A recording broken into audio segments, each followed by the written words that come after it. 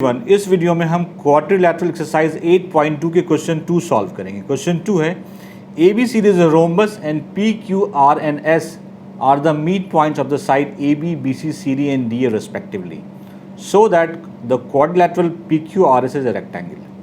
हमें एक रोम्बस दिया गया है, ABCD एक रोम्बस है, ठीक है। P AB का मिड पॉइंट है, Q BC का मिड पॉइंट है, R DC का मिड पॉइंट है और S AD का मिड पॉइंट है। तो कह रहा है ये जो PQRS बना इसको आपको रेक्टेंगल प्रूफ करना है। तो चलिए प्रूफ करते हैं। फर्स्ट हम ये डायगोनल AC और BD को ज्वाइन कर दे रहे हैं, AC एंड BD, और इसको मैं नाम दे दे रहा हूँ O, ठीक है। एक चीज़ आप ध्यान रखिएगा, रोम्बस के डायगोनल 90 डिग्री पे करते हैं, मतलब कि ये जो एंगल होगा ये 90 डिग्री होगा, 90 डिग्री पे इंटरसेक्ट करते हैं रोम्बस, डायगोनल्स ऑफ रोम्बस। अब आते हैं इसके थ्योरी पे।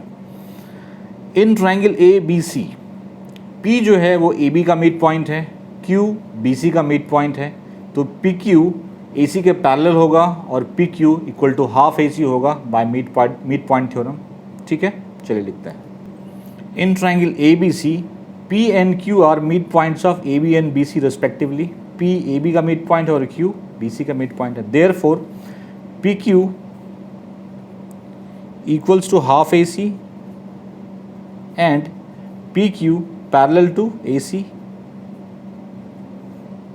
by midpoint theorem। यही था midpoint theorem। अब आते हैं in triangle ADC। In triangle ADC, S is midpoint of AD and R is midpoint of DC। तो SR पैरेलल होगा AC के और इसके लेंथ के हाफ के इक्वल होगा। S and R are mid points of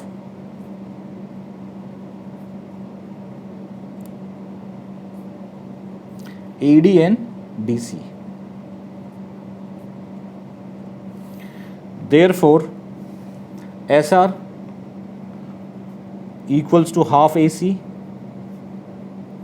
and SR parallel to AC, mid point theorem से, mid point theorem. PQ parallel AC का है, SR पैरेलल AC का है। PQ AC के पैरेलल है, SR AC के पैरेलल, इसका मतलब PQ पैरेलल SR है।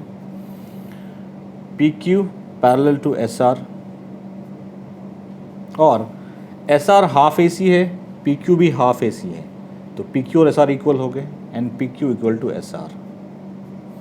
तो इसे कंक्लूजन क्या रहेगा, अगर किसी क्वाड्रिलैटरल के एक पेयर इक्वल भी हों और पैरेलल हों तो पैरेललोग्राम होता है। Therefore PQRS is a parallelogram, is a parallelogram. हमें जो प्रूफ करना है रेक्टेंगल, तो पैरेललोग्राम को रेक्टेंगल प्रूफ करने के लिए दो तरीके हैं। या तो आप इसके डायगोनल्स को इक्वल प्रूफ कर दो, आप ये पैरेललोग्राम है, या फिर इसके किसी एक एंगल को 90 कर दो, ठीक है। अब यहाँ पे जैसे इसको मैंने O माना है, इसको मैं N मानता हूँ, ठीक है, ये N है। अब देखिए QR BD के पैरेलल है, QR BD के पैरेलल है, तो क्या QN, इसको मैं मान देता हूँ T। QN पैरेलल होगा T के, क्योंकि QN जो है वो QR का पार्ट है और TO जो है वो BD का पार्ट है। देखिए since QR parallel to BD, therefore हम लिख सकते हैं QN parallel to TO, QN parallel to TO, ठीक है। सिमिलरली PQ AC के पैरेलल है, तो TQ ON के पैरेलल होगा, क्योंकि TQ PQ का पार्ट है और ON AC का पार्ट है। यहाँ पे लिख लीजिए since PQ parallel to AC, therefore TQ parallel to ON, ठीक है। QN पैरेलल टू TO है, QN जो है वो TO के पैरेलल है और TQ ON के पैरेलल है, तो ये पूरा एक पैरेललोग्राम हो गया। Therefore TQON is a parallelogram, TQNO, sorry. TQNO is a parallelogram. Parallelogram के अपोजिट एंगल्स इक्वल होते हैं, तो angle TON equals to angle TQN, लिख लीजिए opposite angles of parallelogram equal होते हैं, opposite angles of parallelogram are equal. और TON क्या है, 90 है, क्योंकि रोम्बस के डायगोनल एक दूसरे को 90 डिग्री पे इंटरसेक्ट करते हैं, तो 90 degree equals to angle TQN। तो ये एंगल 90 हो गया, तो हमारा ये PQRS सब एक रेक्टेंगल बन गया। अगर किसी पैरेललोग्राम के एक एंगल को आप 90 प्रूफ कर देते हैं तो वो पैरेललोग्राम रेक्टेंगल बन जाता है। तो हम यहाँ लिखेंगे सिंस PQRS इज अ